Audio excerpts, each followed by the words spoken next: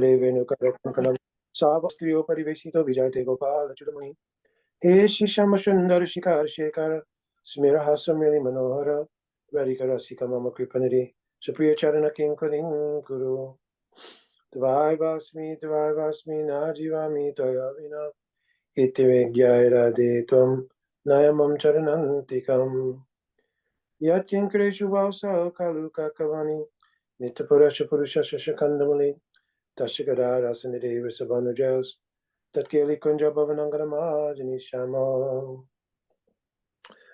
Jami Radha Raravinda Netram Smarami Radha Madhura Smitasham Vadami Radha Karuna Varajam Tato Mamanashtigati Nakapi Pakita Vahino Yapurada Lakshai Shiptashtika Mari Tarangamaji Kripamai Twang Sharanang Prapana Vrinde Namaste Charanara Vindam Kanaka Jaladagatro Nilaso Bhagya Netro Mrigumara Varavalo Malati Kundamalo Taruna Taruna Vesho Nilampitam Bharesho Smaraneni Britani Kunje Radhika Krishna Chandro Vanchakalpatrubhyascha Kripashindu Vevacha Patitanam Pavanebhyo Vaishnavebhyo Namo Namaha Jaya Shri Krishna Chaitanya Prabhu Nityananda Shri Advaita Gadadhara Shivasadi Gaura Bhaktavinda Hare Krishna Krishna Krishna Hare Hare Hare Rama Rama Rama Hare Hare. Dandavad. So we're doing a discussion on Sri Siksastakam. And the Sri Siksastakam, in order to get a clear picture of Siksastakam, we have to understand the nature of the appearance of Sri Caitanya Mahaprabhu. Sri Caitanya Mahaprabhu, the cause of his manifestation has been described in Scripture. Prema rasni yas karite ashwadan, raga mad bhakti lok karite pracharan, rasik shekara paramakarum. So, even during Krishna's pastimes, Krishna was unable to fully experience the nature of what is the kind of love that is present in the heart of Srimati Radharani. With a desire to do so, the Lord wanted to make an appearance fully imbued with the mood of Srimati Radhika in order to taste that mood. So in Chaitanya Charitamrita in the Adi Lila, it's mentioned, Shri Radha Pranaya Vikriti Ladini Shakti Ashmad. So the essence of the love of Radhika is something called a Ladini Vritti. The word Ladini means the same thing as Ananda or happiness. The essential thing that makes Krishna happiness is this Ladini Vritti, this love, this function of the happiness principle in the love of Radharani. He wanted to understand that. So the nature of the love itself, Sri Radha Pranay, the word Pranay means love, that love then made a transformation, Vikriti, and caused the appearance of Radha and Krishna, who are originally one reality. Radha Krishna Chaya Ek Iswarup, they're really one person, but Lila Rasa Sudite Dari Durirup, they've eternally become two to taste this Ladini Vritti, or taste this principle of happiness as a loving couple. So it says here that that very same love, it caused a transformation, Vikriti, of the fact that they are two individuals. And again, Aikyam Aptam, again they became one in the form of Chaitanya Mahaprabhu. When they become Chaitanya Mahaprabhu, that means Radha and Krishna become Chaitanya Mahaprabhu, the purpose is Prem Rasniyas, to taste that highest kind of prem. The highest kind of prem is called Madanakya Mahabhav. The word Madanakya means a love which only exists in Radhika and no one else, and it has the ability to put Krishna in a position where he can neither understand it, he can feel it, but he can't understand it, nor can he adequately reciprocate it with it. You understand? So therefore, Krishna is told in one verse Na paryeham nirvaja samyujam.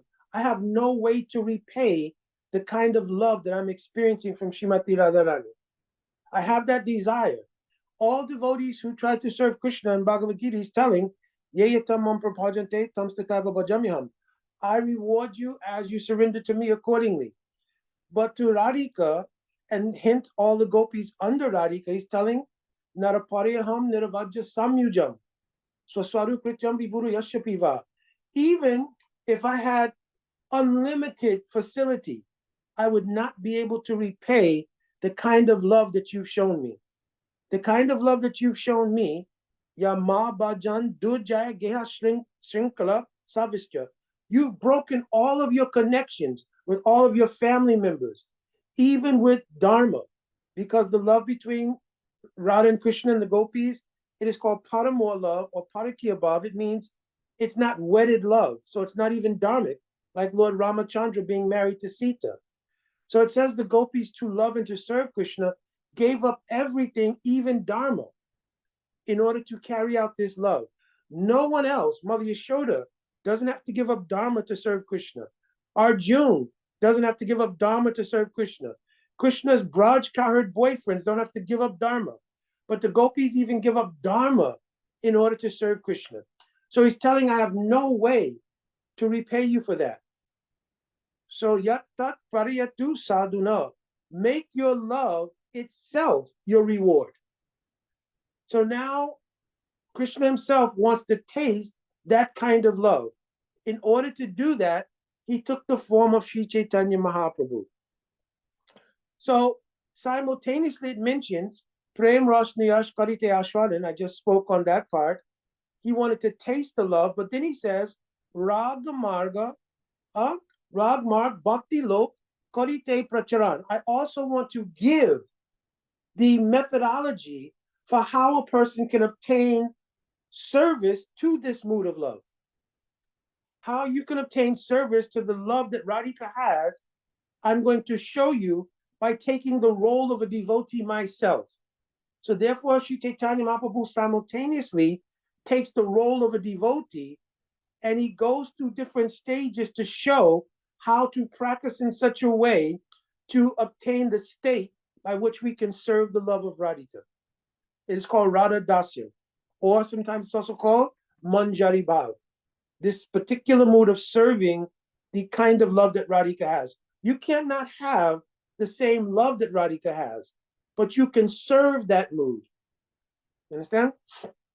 So Chaitanya Mahaprabhu came, and part of his mission was to teach how to do this. The path or the method that's used to learn how to serve that kind of love is called Raga Marg or Raga Nuga Bhakti. The word Rag Anuga means in the spiritual world, the eternal associates, they have a deep love for Krishna. It's called Rag. So that Rag exists in their very nature. So it's called Raga Atmik or Ragatmik. If you want to follow those moods, like how Mother Yashoda loves Krishna, if you want to follow that mood, Vatsalya Prem, parental love, or how Krishna's friends love Krishna, Sakya Rasa or Sakya Prem, or if you want to serve like gopis, especially like manjaris, then you have to do anuga or follow the mood they have. Before you can begin to follow that mood, however, you have to kind of purify your consciousness, which would allow your consciousness to digest their mood. Because in our current state, there is some contamination. The principal thing of that contamination is false egoism. Because our false ego is dictating to us that I'm actually John Doe, I'm the son of Sally and Jack Doe, whatever it is. And so we have different designations based on false egoism. So as long as that exists, it's not possible for true spiritual identity to take seat in our consciousness and allow us the facility to follow adequately the mood of those eternal associates whom we aspire to serve like. You understand? Because the false egoism is giving dictation to act according to its nature and the material identity that we have. So you cannot be, the material and the spiritual don't mix. Just like oil and water, they don't mix. So as long as that false egoism is there, the true spiritual identity doesn't emerge itself. So in order to help us get to that point, we first follow the path of rules and regulations called Vaidhi Bhakti, right? But truly, the Vaidhi Bhakti that we're following is in pursuit of coming to the path of Rag or Raganuga. So it's called Raganuga Pravritti, the progressive path. I'm giving an example. If you have two students and they're both going to college, so one student really doesn't know what they want to do upon graduating from college, so they take up liberal arts. Everybody's going to college remembers this. You can just take liberal arts. That means you don't have a specific major. You're just taking all of your prerequisites and everything else. Maybe you'll figure out what you want to do later. Another person, from the time that they enter into college, knows, I want to be a doctor, I want to be a lawyer, I want to be an engineer. Now, they both have to sit in the same class of prerequisites, math, English, etc. But then upon completing your prerequisites, you can pick up your major. So that student who wants to be a lawyer, doctor, engineer, they're also sitting in the same class with the person in liberal arts, but in their heart, they're taking their prerequisites to get to the point of picking up their major of engineering, law, or medicine. So in the same way, we're following the path of Vaidhi Bhakti only to develop the purification to enter into the path of Rag Marg or Raganuga Bhakti. The reason I'm saying this is because by the path of Vaidhi Bhakti, you cannot obtain the mood of service in Vrindavan. This is very clearly stated in Caitanya Charitamrita. Sakale Jagate More Vaidhi Bhakti, Vaidhi Bhakti Brajabav, Payati Nohi Sakti. By following Vaidhi Bhakti, you can obtain Vaikuntha, being service to Lord Narayan, but you cannot obtain the mood of serving Radha and Krishna in Vrindavan by that mood. Therefore, looking at all of the deities, for instance, that Srila Prabhupada established around the world, none were deities of Lord Narayan. He didn't establish any Vishnu deities. He established deities of Radha and Krishna, Caitanya Mahaprabhu, Jagannath Baladev Subhadra. Very rarely he would establish deities of Lord Ram, and that was mostly because it was a service to the community or population or congregation in that area, like in Bombay Temple or in some other places. But mostly only established deities that were related with Vrindavan and Radha Krishna. Because Jagannath Baladev Subhadra, it's also related to Vrindavan.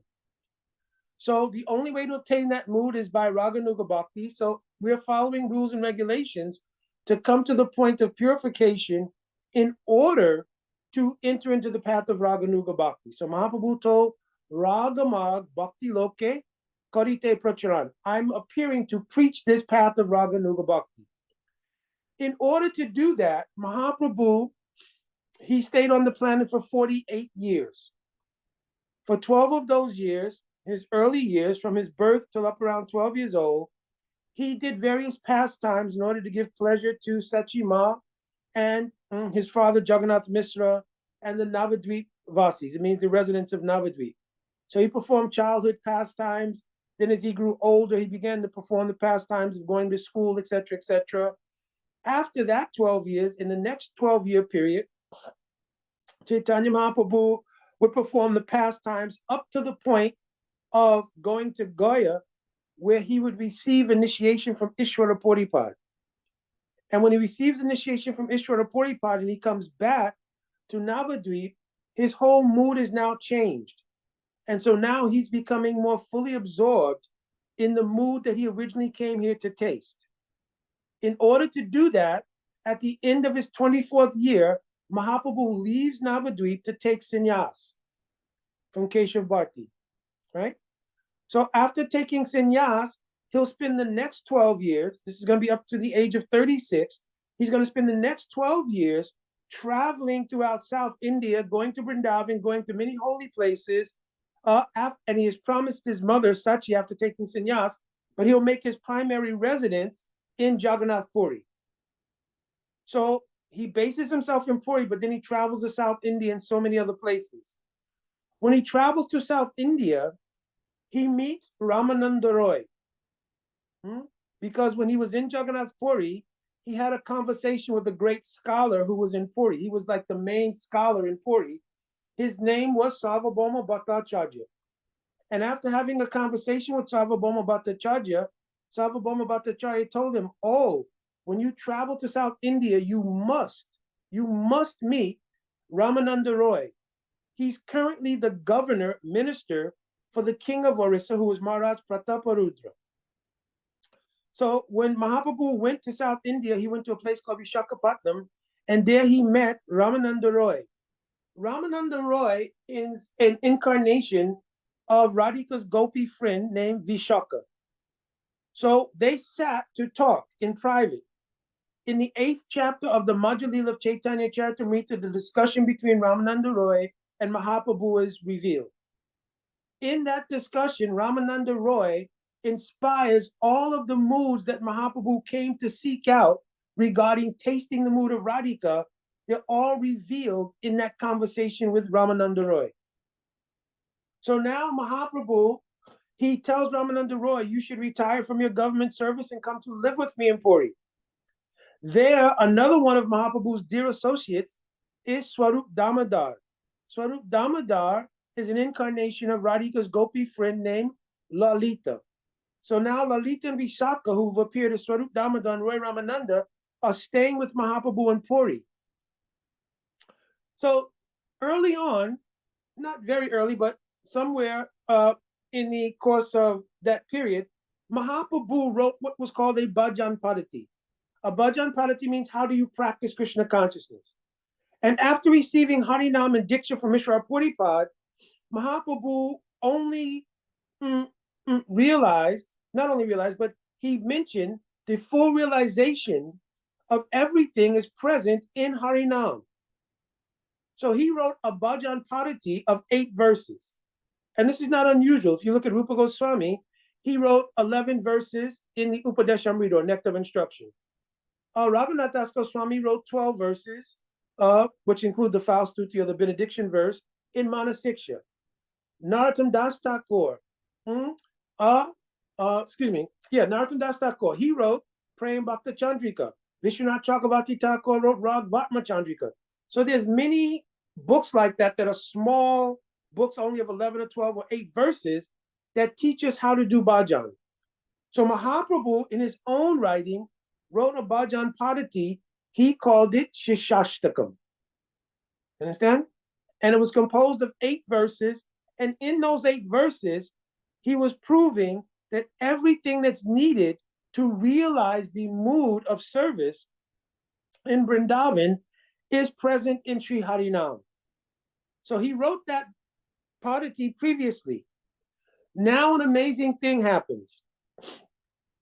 Mahaprabhu was living in Jagannath Puri along with Swarup Damodar, Roy Ramananda. He sent all of the Goswamis, like Rupa Goswami, Sanatana Goswami, Raghunath Bhatta, Gopal Bhatta Goswami, Jiva Goswami.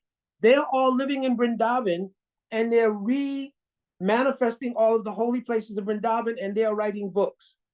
One Goswami, Raghunath Das Goswami, he's staying in Puri with Mahaprabhu, and he's under the guidance of Swarup Damodar. So he's the one who's collecting all of the information about Mahaprabhu's Leela and everything. Later on, after the disappearance of Mahaprabhu and Swarup Damodar, Raghunath Das Goswami will also go to Vrindavan, staying at Radha Kund.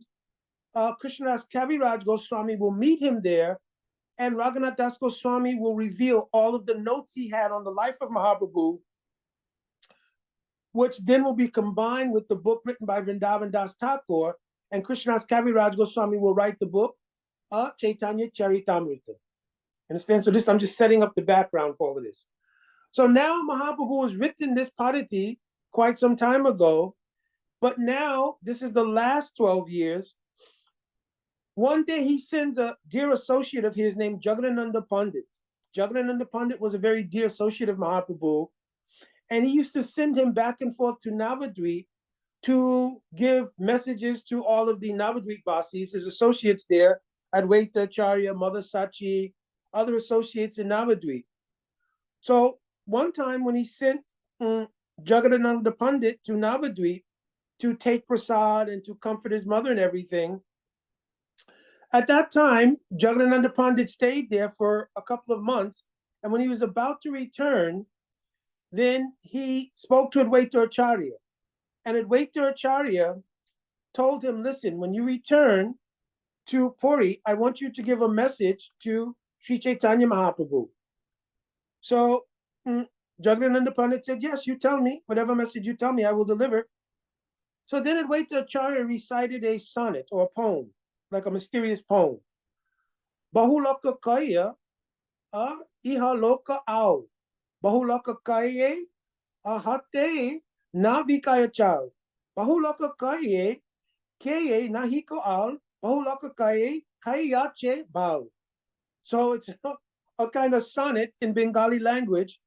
And Jagannatha Pandit didn't understand it himself because it was pretty amazing. What it says in English is that you please tell from one madman to another that now there's no, everyone in Navadvip has gone mad. The word al and bal mean those who become mad by absorption. So the real meaning is that they've become mad by tasting the prem which Mahaprabhu delivered to the world. So then he says, therefore, hate na vaikaya chal. There's no more need of rice in the marketplace. In other words, everybody's been fully satiated. In Bengal, rice is the staple dish. But he says there's no more even need of rice in the marketplace. Everyone has become fully satiated by tasting prem. Therefore, no one is doing business anymore. Ka nahi koal. Everybody's become mad, so there's no business going on, which means material business. You understand? People in Navadvip, when Advaita Acharya, before he called for the advent of Caitanya Mahaprabhu, Navadvip was a very great center of learning, very wealthy place, but people were completely absorbed in material life. And therefore, Navadvip Dham had become very corrupted, so to speak. So that's when Advaita Acharya decided that he had to force the advent of Sri Caitanya Mahaprabhu. But now he's telling him all that material business has been finished. So then he tells from one madman to another, give this message to Caitanya Mahaprabhu. So when Jagannatha Pandit returns, he speaks this message to Caitanya Mahaprabhu, Swarup Damadan, other devotees also hear it. So the other devotees, they cannot reconcile what kind of message is this? And even Swarup Damodar, he can get some feeling about it, but he asked Mahaprabhu directly, what is the meaning of this poem? So Mahaprabhu says, listen, Advaita Acharya is very mysterious. Only he really knows what the inner meaning of this is. But we can understand from his message that because he's the one who called me to come here, he is also the only one who can ask me to now go back. Then he told, just like when you do a yajna, like a fire sacrifice, the priest establishes a deity with a coconut. Have you ever seen a fire sacrifice? How they what's called a Sri pot. They'll put their copper pot there. They'll draw the auspicious sign of the swastika, everything, put a coconut there with mango leaves, etc. So they call the deity to reside over the yajna. After the yajna is finished, the priest recites prayer so that that deity can be dismissed from the coconut. You understand? So he says, in the same way, Advaita Acharya, he called for my advent. And in the same way, now that the mission is completed, he's giving me permission to go. You understand? After that time, in the Anchalila, chapter 19, it explains that from that day forward, Mahaprabhu entered into a mood exactly like the mood of Srimati Radharani when Krishna was taken on the chariot of Akrur from Vrindavan to Mathura. So from that day that he heard that poem of Advaita Acharya, he became completely absorbed in the mood that he came to taste. Prem Rasa Niyas, Karite Ashwadan. He became absorbed in the mood of Radhika as she was at Uddhav Kyari. Because when Akrura came and took Krishna to Mathura, all of the gopis now had already openly expressed their love for Krishna, so they did not return to their marital homes. They stayed at this place called Uddhav Kyari, and they associated together to console themselves. So now Caitanya Mahaprabhu became absorbed in that mood. even though he had written the Siksastakam previously, now for the next 12 years, he would spend all of his time absorbed in the deep mood of Radhika separation in what is called the Gambhir. The Gambhir is a small room in the house of the priest of Maharaj Prataparudra. His name was Kaisheshwara Pandit. He had a small house, and in that house, he had a small room. It's not a small house, but in that house, he had a small room, which was called the Gambhira. So in Sanskrit, Gambhira also means deep. So this is the place, this is the room where Mahaprabhu would spend the majority of the next 12 years absorbed in tasting the mood of Radhika. At this time, Mahaprabhu will pull out the Bhajan Padati that he wrote in the form of Siksastakam, and he will now recite those verses to Roy Ramananda and to Swarup Damodar. So essentially, there's two dynamics going on. One is Caitanya Mahaprabhu, in the mood of a devotee, is reciting this to Swarup Damodar and Roy Ramananda, right? Second meaning is that this is the mood of Radhika, and Mahaprabhu, absorbed in the mood of Radhika, is reciting her catharsis of separation and the panacea for that separation being the holy name of Krishna to Lalita and Visakha Sakhi. Understand? So two dynamics are going on. So I just wanted to set that up before we started to talk about the actual verses, because if you don't understand this backdrop, then the verses can be looked at as a simple instructional manual or something. But actually, they're very deep moods of Radhika being expressed.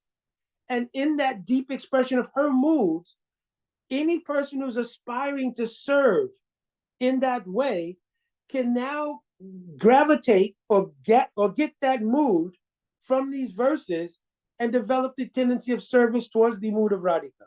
Not serving like Radhika, serving her mood of love. Understand? So that's what the Siksastakam is meant to do. So in the very first verse, Mahaprabhu recites Chaito Darpanamajanam Bhavamaha Davagni Nivapanam. So the word Chaita means the chitta. So sometimes the word chitta and the mind, they're used interchangeably. So Chaita means the consciousness or the chitta. So he's saying chitta or Chaito Darpanam. Darpan means a mirror. So I think I explained one time that actually the Atma, it actually never really enters into the material world. The Atma stays situated in its own nature, but vicariously has the experience of the material world by looking through the chitta, almost like a one-way mirror, you understand? And it looks out onto the modes of nature and the material energy and has a vicarious experience. So here it's saying that Mahaprabhu was telling chitta or Chaito Darpanamajanam, Bhavamaha Davagni Nivapanam. So he's saying that the chitta, having been covered by the material energy in the form of the modes of nature, have created a situation, Bhavamaha Davagni Nivapanam, of great suffering. So Bhavamaha Davagni means great suffering, burning in the fire of material existence. So Nirvapanam means to extinguish. So it's saying simply by, because the last line we'll talk about Param Vijayate Shri Krishna Sankirtanam. I'm going to come to that, but that's the context. He's saying this name, Param Vijayate Shri Krishna Sankirtan, can extinguish that material suffering. That's the first benediction of the name. Chaito Darpanamajanam. It cleans the chitta and extinguishes the fire of material existence. Then, once that fire of material existence is extinguished, how does it happen? He says, Sreya Kairava Chandrika Vitaranam.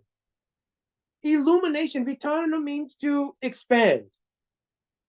So just like a lotus flower, just as a lotus, when the moon comes out, because there's moon blossoming lotuses and sun blossoming lotuses. So he's saying here, Chandrika means the moon blossoming lotus, just as Vitaranam, it gradually opens and reveals the beauty of that lotus. In the same way, Sreya, our good fortune, the ultimate good fortune of any jiva, is to get love of God. That's the ultimate good fortune of any jiva.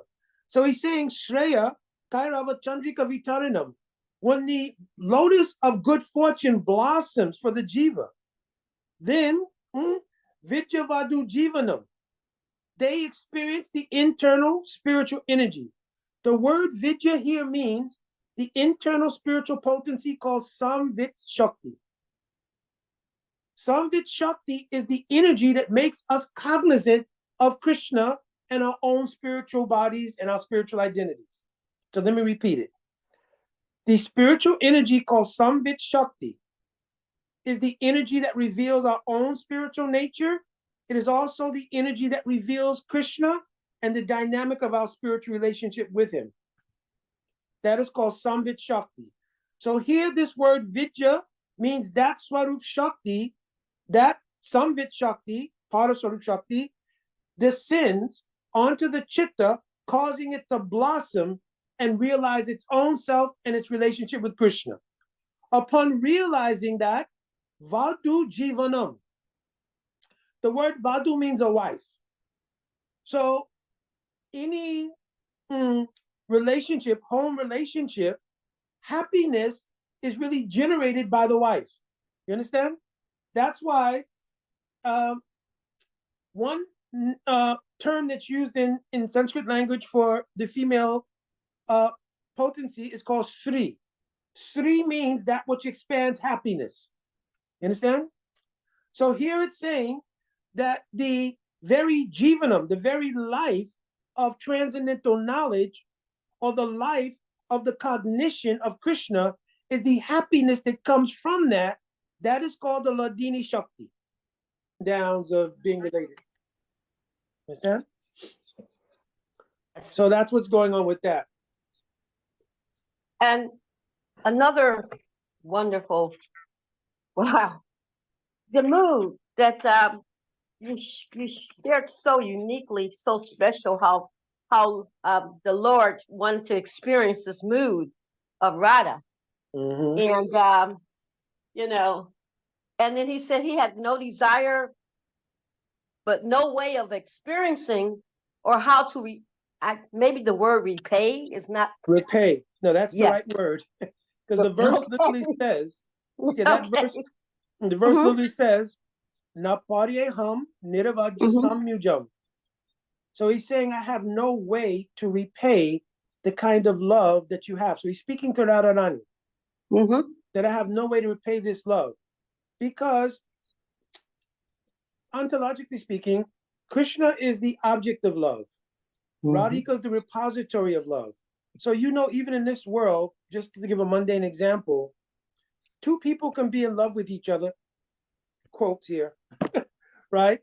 So if you're the object of your significant other's love, you can't have the actual experience that your significant other's having. You're the object of their experience. Now you have your own experience in relation to them. So they're the object of your experience. But you cannot taste their position. They can't taste your position. Does everybody understand that? Because you're not them, you're the object of their experience. So because Krishna is the object, in Sanskrit is called the Vishaya, of the love of Radhika, then Krishna cannot taste what is Radhika's own direct experience. So in the Caitanya Charitamrita, it's also written, Shri Radha Pranaya Mahima Kidraso Vanyeva. He has a desire to taste what is the Mahima, means the glory of her love. Swajena Bhutamudurimam Kitraso Madhya. When I express the beauty of my form, my flute playing, my pastimes, and my loving associates, how does Radhika taste that? I can't tell because I'm the object of everything. I can't tell what she feels by that. Then Shokyam Chasya Madanubhavataha Kitrasam Veti Lobat. Therefore, I have agreed, lobe, to taste the happiness that she's experiencing. You understand? So this becomes the genesis of why Krishna becomes absorbed in the mood of Radhika by taking the form of Caitanya Mahaprabhu.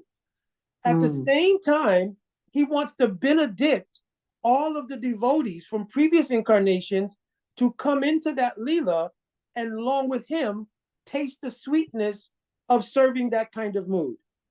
So therefore, all the devotees from previous incarnations, like Hanuman, comes to Gaur Leela's Marari Gupta.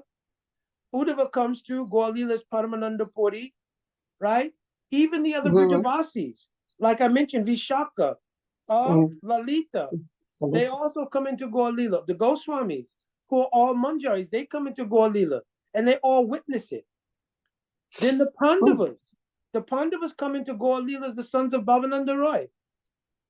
Understand? So Gaur Leela is like the Leela where everyone comes and has a chance to serve and to get the intense feeling of what it's like to love Krishna in the mood of the Gopis and Braj.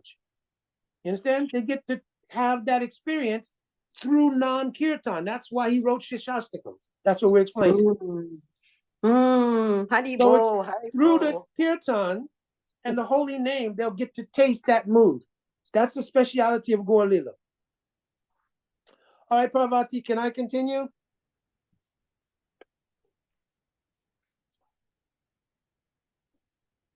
I don't know if people are able to get in. She put it in the Florida Bhakti Intensive. Praying wasn't able to get in. Yes, and I removed the security on there, so people should be able to jump right in. Yeah. Okay. All right, we don't want to use up so much airtime, so I'm going to go ahead and continue. I'll tell It's being recorded. Do it again. Okay, yeah, she could try again now with that other thing. And you can also tell them it's on YouTube. How do they get to it on YouTube? Yes, they have to go to the Bhakti Moons on YouTube. Just go to Bhakti Moon's YouTube. She can see it also. Yes. Yeah, they can do that also. Easy. All right, so I will continue. So we left off Shreya Kairava Chandrika Vitararam Vijvadu Jivanam. So here I was explaining that Vijvadu Jivanam relates to the internal potency of Krishna. It's called Swarup Shakti. So the expansion of the good fortune, the ultimate good fortune of any jiva is that they'll get love of God. That fortune expands Vitaranam in the heart by the influence of Swarup Shakti, especially Samvit Shakti and Aladini Shakti. So then he says, when that good fortune arises, it first manifests in this world as the stage called Bhav. When the Swarup Shakti in the form of Samvit and Aladini, a ray of that comes into the chitta of the jiva, that is the stage that is called Bhav. It's described by Rupa Goswami in Bhakti Rasmrita Sindhu. Sudha Sattva Viseshatma Prema Suyangsa Samyabha Ruchi Bis Chittamasrinya Kiraso Bhavuchate. The stage of Bhav happens when a ray of the sun of Prem enters into the heart and causes the chitta to completely melt. So what this Masrinya means to melt, but what does this melting mean? The ruchi, or the taste for service that you have towards Krishna, dominates the consciousness and melts away the false ego and other material designations, etc., etc. And it gives rise to the pure feature of your spiritual identity. So in the stage of Bhav, it is called Swarup Siddhi, you're able to realize your actual spiritual identity. And you can understand what is your spiritual form. That spiritual form is composed of 11 elements, like name, form, age, dress, what group you belong to, what service you have, who gives you orders, what Sakhi gives you orders to do what, your particular Parakasta Seva, what do you like to do most in serving Krishna, your Sambandha, what is your relationship to all the other Brijabasis, and Nivasakaha means where do you live, in Varsana, Yavat, etc., Nandagan, like this. So these 11 things become manifest clearly in the stage of Bhav, and the jiva then realizes their actual spiritual identity. At that time, the jiva still has a sadak deha, means a body that they were doing sadhana in. This body cannot hold the full influence of prem. Therefore, only a small drop of prem enters into the chitta, and while the sadhaka still has this body, they realize their spiritual identity, but they go on practicing in this body, practicing all along, except the mood and the power that's inherent in Bhav allows them to enter into the Leela internally. You understand? So they go on, like you get up and you go to Mangalarti. But in the Mangalarti, when you hear the Sangsara Dava, Navalida Loka, etc., it becomes a stimulus for you to internally enter into the transcendental realm in your spiritual body, which you realize and have experiences. You understand? Rupa Goswami described this as Seva Sadika Rupena Siddha Rupena Chatrihi. That you have experiences in your external Sadik body in your practice, and internally you have experiences in the divine realm. Upon giving up this body completely, right, at that time, you'll go to wherever Krishna is performing his pastimes within the material universes. That is called Krishna's Prakat Lila. At that time, this very same body that you realized in Bhav will take its own shape, and you won't have a external body anymore, a Sadhaka body. That body is called your Siddha Deha. And now it is called Vastu Siddhi, because the same body that you realized in Bhav takes spiritual shape in the form of Sandhini Shakti. It means the spiritual energy itself becomes your body. You understand? That is called Vastu Siddhi. The word Vastu means substance, right? So now having a body that's completely composed of Sandhini Shakti, imbued with Samvit and Ladini, now you're serving Krishna wherever Krishna is performing his leelas within the material universes. That body can contain praying. So in the next line, he says, having now experienced the greatest good fortune, one now can obtain praying. And what happens in praying? Anandam Buddhi Vardhanam. The Ananda or the Ladini Vritti, that Ladini Shakti, begins to expand. Vardhanam means to expand. So Anandam Buddhi Vardhanam, how does it expand? Pratipadam Amrita Ashwadanam. Prati means like individual or every step, right?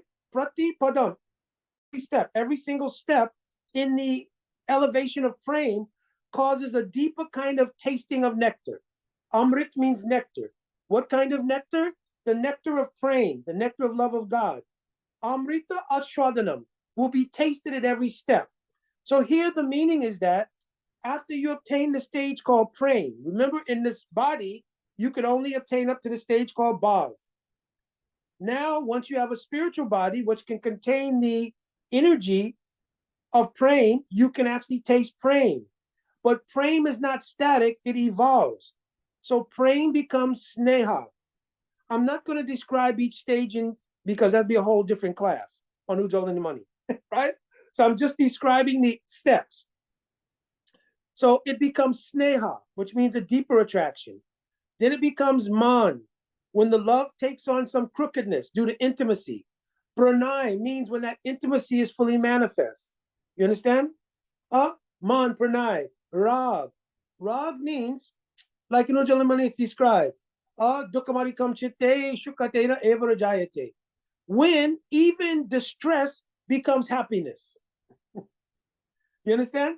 Even something that should normally cause distress, because of its relation to Krishna, it actually permeates the consciousness with happiness. You understand? So that's called the stage of Rag. Anurag is very unique. Anurag follows that deep attachment that's called Rag, and that produces happiness even in circumstances which would normally produce misery. I'm giving an example of that.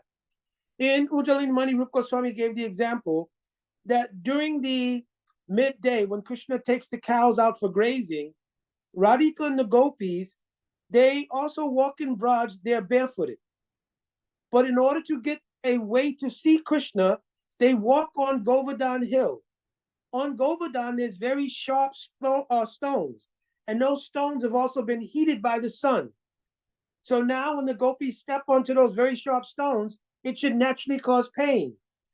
But because they have the prospect of seeing Krishna when they step on the hill from that elevated position, their hearts become full of happiness and it overrides any distress. That is called Rag. Anurag follows the intensity of that kind of love, the kind of love that can produce happiness out of misery. Anurag is very unique because it's in Anurag that the gopis experience Krishna's love as being ever new. And they experience Krishna himself as being ever new. That's why Krishna is called Nava Yovan. Nava Yovan means ever fresh youth. Right? Anurag has been described.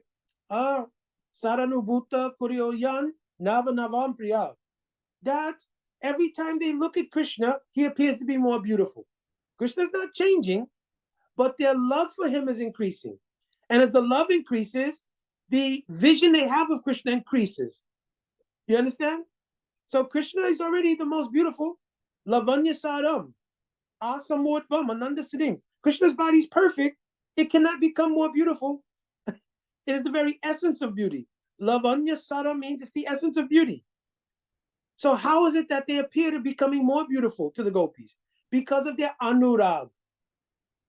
Their love is increasing. They're seeing Krishna as also more beautiful, more beautiful. Another feature of anurag is described. Swa samvejadasha prapya prakasita yavanasraya vrittischet. So here it's saying anurag is swa samvejadasha. What that means is that we know there's a lover and a beloved. But what happens when the love that they express towards each other takes its own position and takes control of both of them? Let me give an example. I want you to be very careful here because there's no mundane equivalency to these things. This is the highest spiritual conceptions that we have. Sri Siksastakam is written by Mahaprabhu as the highest spiritual conception. So you can't make any mundane ideal. But I'm giving something to just show, to make it relatable. So if you have in our adult life any conjugal dealings, you know that in the beginning of those dealings, you just meet someone and you're going on a first date, for instance, that there's a lot of etiquette that's observed. For instance, you will not make jokes that are inappropriate. For instance, when you become very familiar with somebody, you can tease them in such a way and it's digested as part of your love for them. Like you can say to the wife, oh yeah, that thing that you cooked last night, yeah, it was great. Yeah, whatever, right? And you can joke like that. It may be really good. So you're making jokes, right? Or if you're going like out with your significant other and you've been together for some time, you can make jokes. Oh, this is a bad hair day. On your very first date, you could never say anything like that. You understand? Because there's so many boundaries and etiquette and so many things to be observed. But my point is, as you become closer, the nature of the boundaries under which you can express love broaden. So you can say things and they'll still be digested as joking words in love. You understand? So in the same way, when Radha and Krishna, by the nature of the intimacy, their pranay, rag, etc. is grown, anurag comes to a stage where love itself now becomes their controller. So love normally will remove shyness, for instance. For instance, back to the mundane example, even when there want to be expressions of intimacy from man to woman or whatever the case is, there may be so much shyness around that on behalf of both parties. But when the passions rise to a certain level, the passions take over and both people surrender to the passions. So everybody's adults here. Hopefully, I don't have any kids on the line, right? So both people surrender to the passions, and this is how intimacy takes place in adult life. In the spiritual paradigm, in the spiritual dynamic, Radha and Krishna, in the stage of anurag, the love itself becomes the controlling dynamic. So love takes Radha and Krishna and controls them almost like puppets and brings them together and creates different kinds of pastimes, etc., etc. So this is called anurag. This anurag then produces a happiness which is greater than any happiness they've experienced previously. That happiness is called Mahabhav. So we've heard this word Mahabhav before. Mahabhav is created from anurag. Radha and Krishna, when they are completely surrendered to love itself, love creates what is called Mahabhav. This Mahabhav is in two divisions. One is called Rud and one is called Adirud. So Rud means when the love has certain characteristics, like they cannot stand to be apart even for a minute. Nimeshita shata.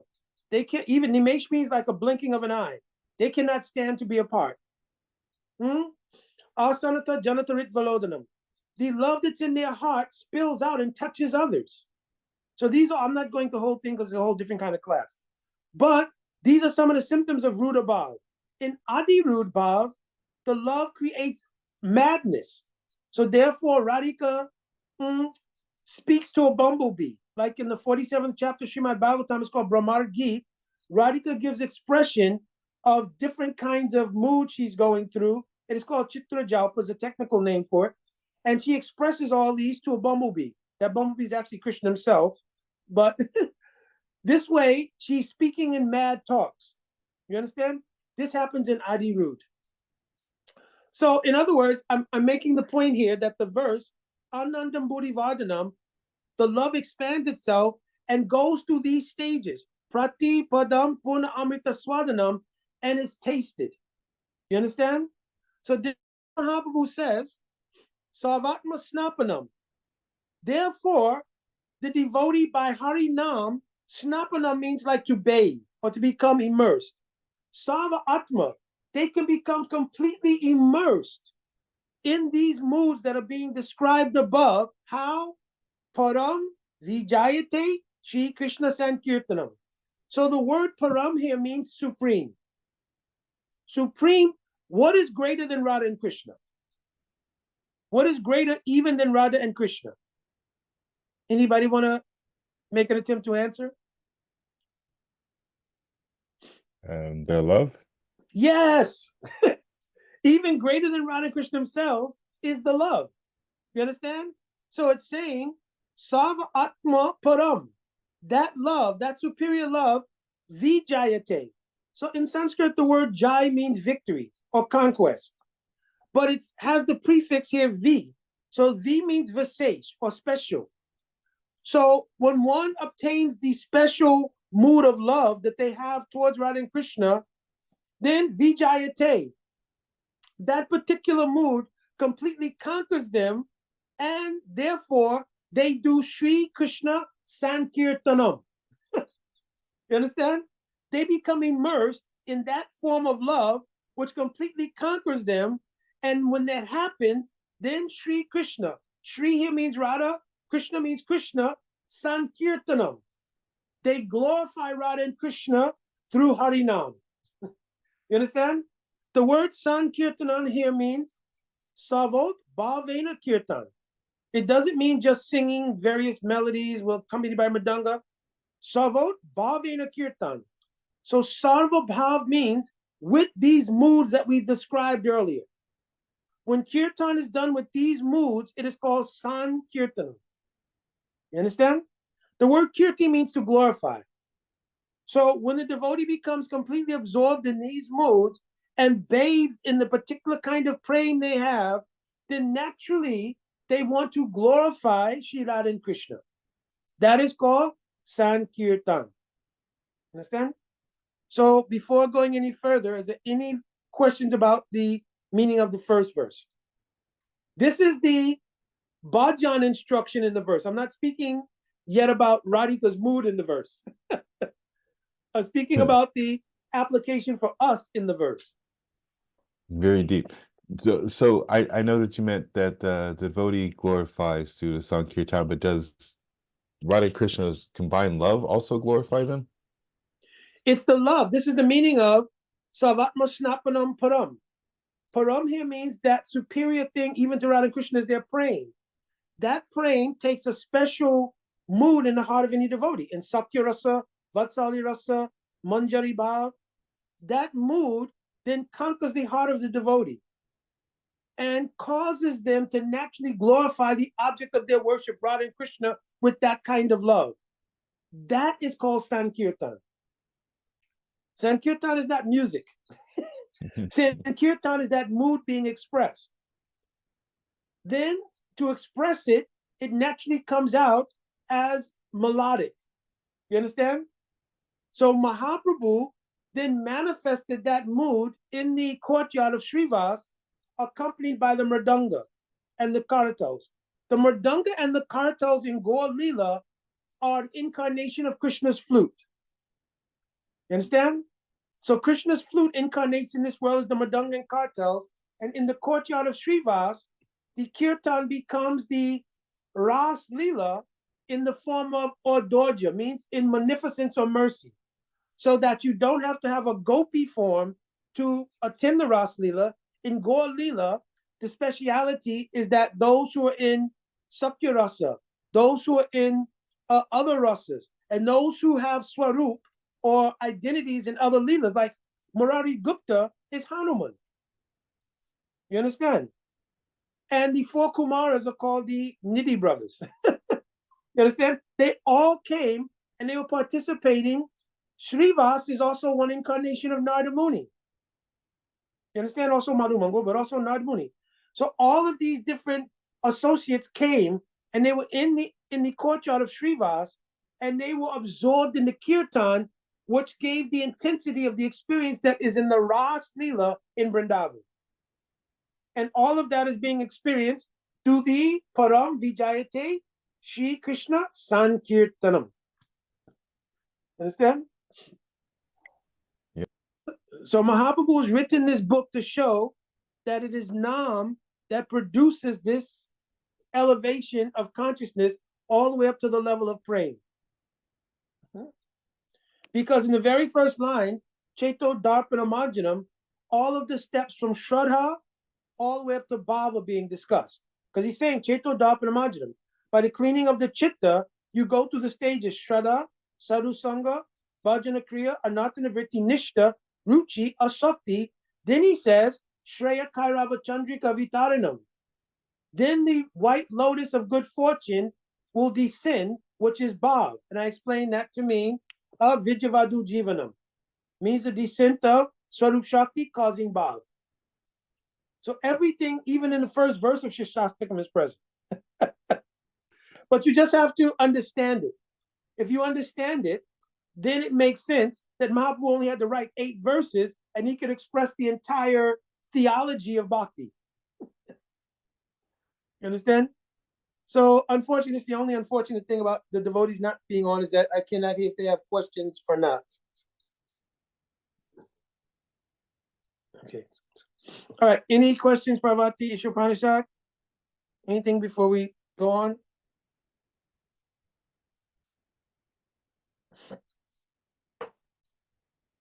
Because the explanations are a little deep, and because I'm sure a lot of devotees want to be on, and there's devotees on YouTube, we started at 10 and it's now 11. So maybe what we'll do is we'll just stay here, and then we should go on with a series like this. And perhaps next week we'll work it out with all of the dynamics that we need to work it out for the Zoom, and we'll come back and do the other verses for devotees if they want to ask questions, so if they don't miss that part. And we'll just stay here for now, and maybe I'll reiterate or just review the backdrop next week for devotees, and then we can move from there. But are there any questions that you guys have that are here, and the devotees on YouTube can hear that? Yeah, so far no one in YouTube has entered the chat. Mm-hmm.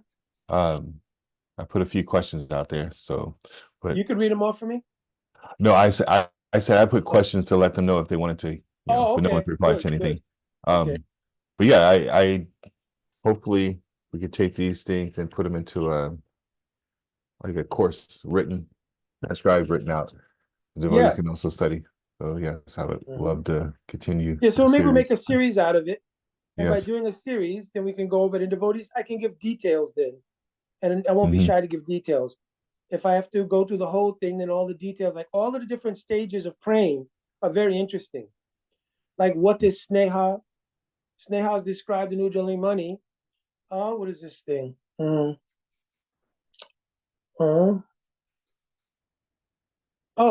Parakashta. What is it? Pranaya Shasya? No, not Pranaya. Sneha. I'm trying to think of this verse here.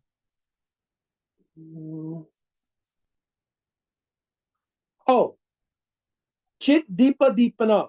It's explained that in Sneha, deep means like a light, like a giwit, like when we offer Damodarastakam, right? So it's saying Aruya, Paramakasta, Chit Deepa Deepana. This is the verse.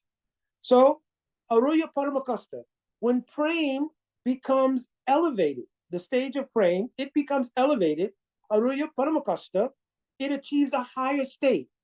In that state, Chit Deepa Deepana, Dravyam Riddayam. So Chit Deepa Deepana means the consciousness was already illumined by praying. You understand? So deep means illumination. But Chit Deepa Deepana, when another light is added to that light, it expands the illumination in the chitta. When the illumination in the chitta is further expanded, Hridaya Dravyatam. The word dravya means to liquefy or to melt. Therefore, the chitta further melts and liquefies. The word dravya here also indicates rasa. It means by the influence of ras, right? And rasa means the particular combination of spiritual ingredients related to your particular relationship with Krishna. Let me explain ras right quick, since we have some time. A rasa is a combination of different elements. The first element is called a sthai bhav. A sthai bhav is your sthai means permanent. So everyone has a permanent fixed mood towards Krishna in a particular ras, like Sakya rasa, Vatsalya rasa, Madhurya rasa. You understand? Because in Vrindavan, these are the three primary rasas. Dasya ras and Santa ras don't really exist in function in Vrindavan. Just as a philosophical ontology, you can say that the five rasas exist there.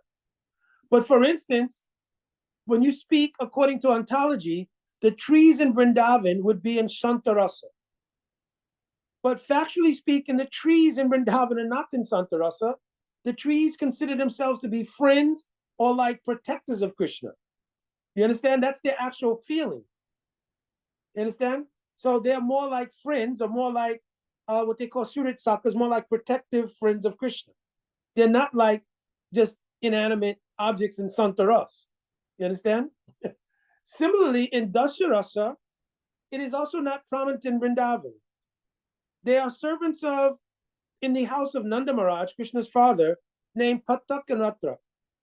So Rattak and Patrak, they serve Krishna, they help to bring different things for him and all of that. But Krishna is only a small boy. So Krishna can't even afford to pay them or anything. So they're being taken care of by Nanda Baba. So technically speaking, in function, they're like friends to Krishna. They're not servants. Like Garuda is a servant to Lord Narayan. But these two servants, Rattak Patrak, they're servants in the house of Nanda Maharaj. But they're like friends to Krishna. So Sakya Rasa, fraternity, parental affection, like Mother Yashoda Maharaj, Nanda, and all the elderly Gopis and Gopis, and Madhurya Rasa, like the Gopis and the Manjars, that is the different moods of service that are prominent in Vrindavan. So first you have to have a sthai bhav, a permanent mood in one of those rasas. Secondly, in the ras, there's two divisions: the object of the love and the repository of the love. It's called Ashraya and Vishaya. Ashraya means the repository, and Vishaya means the object. So I went over that a little bit earlier, right? And then there's Udipan. The word Udipan means things that stimulate the love. I'm giving an example. So I'm saying from the point of view of a wife, her husband is the object of her love. So her permanent sentiment, if you were making a material comparison, is her sthai bhav is towards her husband, right? This is only an example because material world, these things don't exist. So the wife, her sthai bhav towards her husband is in conjugal love. And Udipan, or stimulus for that love, may be the anniversary, first time that they met, the first song they ever heard together. These things are called Udipan. Similarly, in relation to Radha Krishna or any Brijabasis, Mother Yashoda Maharaj Nanda, the cowherd boys, there are different Udipans that stimulate their love for Krishna. Like for the Gopis, if they see the footprint of Krishna in the dust of Vrindavan, it is Udipan for them. The cowherd boys as well, Mother Yashoda as well. But there are some Udipans or stimuluses that are particular to each particular rasa. Like, for instance, playing with Krishna and taking lunch. checking each other's bags for who got what kind of lunch from home is a particular udipan in Sakyaras. You understand? It's a particular nuance. They like to do this thing. It's particular, like who got what for lunch. You understand? Similarly, an udipan in Vatsalya Ras is watching Krishna do something as he's growing up. Like once, Mother Yashoda, she saw Krishna in her storage area, and there was a crystal pillar there. And Krishna was looking in the pillar, and he saw his own reflection. So Krishna was being naughty, and he was stealing some butter from the pot. He looked around, and he saw his own reflection. He thought it was another person. So then he said, oh, don't worry. I won't tell anybody if you don't tell anybody. And he said, listen, we can be friends. We look alike. So then Krishna took some of the butter, and he said, here, my friend, you could have some of the butter. But of course, when you're looking at a reflection, whatever you do is reflected back to you. So then the reflection also was offering butter to Krishna. So then Krishna said, oh, you want to give me butter first. So then Krishna took his other hand to try to get the butter, but then the other hand of the reflection comes out naturally and looks like it's blocking him. So then Krishna starts arguing with the reflection. Do you want to give me butter? You want me to give you butter? So Mother Yashoda, she sneaks in and she sees this. And this is Udipan in Vatsalya Prem. The young activities of Krishna in his young age like this. You understand? Or Nanda Baba may ask Krishna, oh, you should go and you should bring my slippers. So Krishna will go, but because he's such a tiny baby, he can hardly lift the slippers. So he picks the slippers up and he has such a hard time putting them on his head. And then he's toddling back and forth because the weight of the slippers is too much for him. So seeing this, Nanda Baba's heart melts, right? And hearing the broken language of Krishna.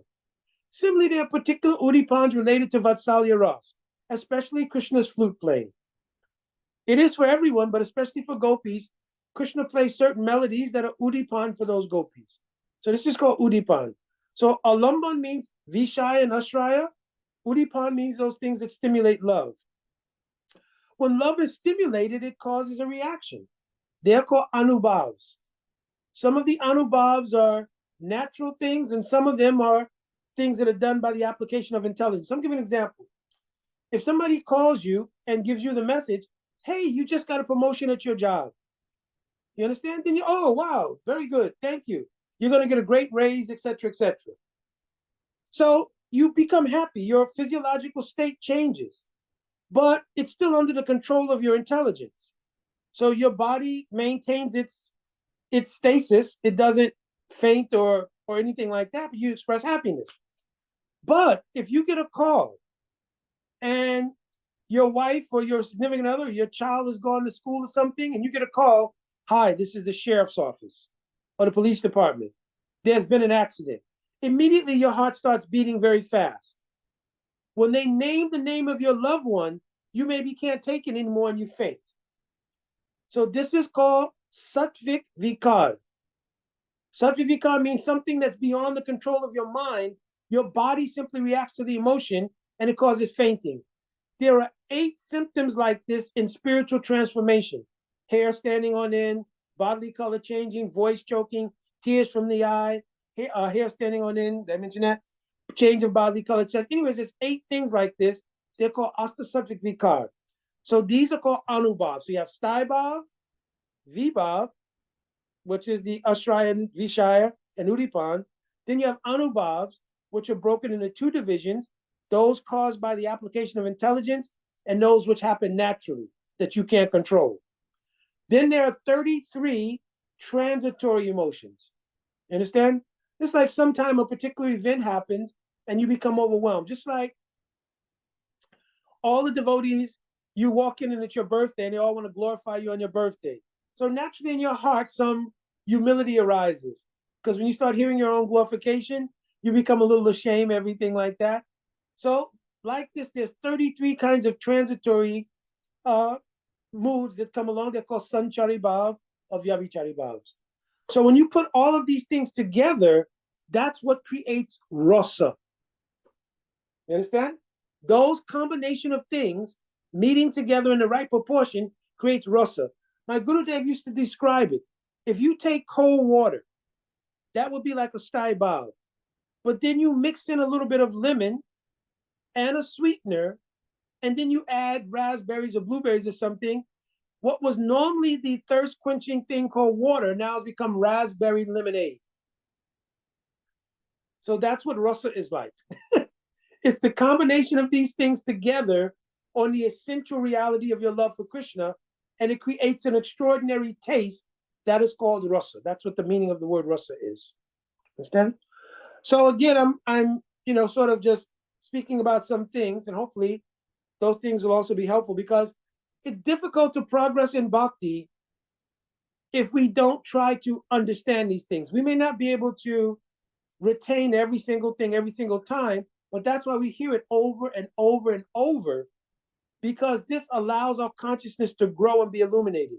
If you continuously hear, you're not the body, the material world is full of suffering, and the whole goal of life is to get out of this material world, go back to Godhead where you can enjoy, your bhakti will turn into salvationism.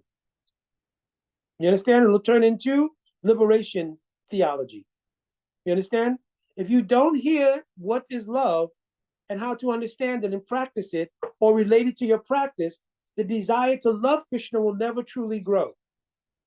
So we will go on practicing, but in the back of our minds, we're thinking, the reason I'm practicing is to get free from suffering in the world, so I could go back to Krishna's planet and enjoy forever. So it becomes a sort of expanded version of Judeo-Christian theology, or it becomes the Vedic philosophy of salvationism or liberationism. You understand?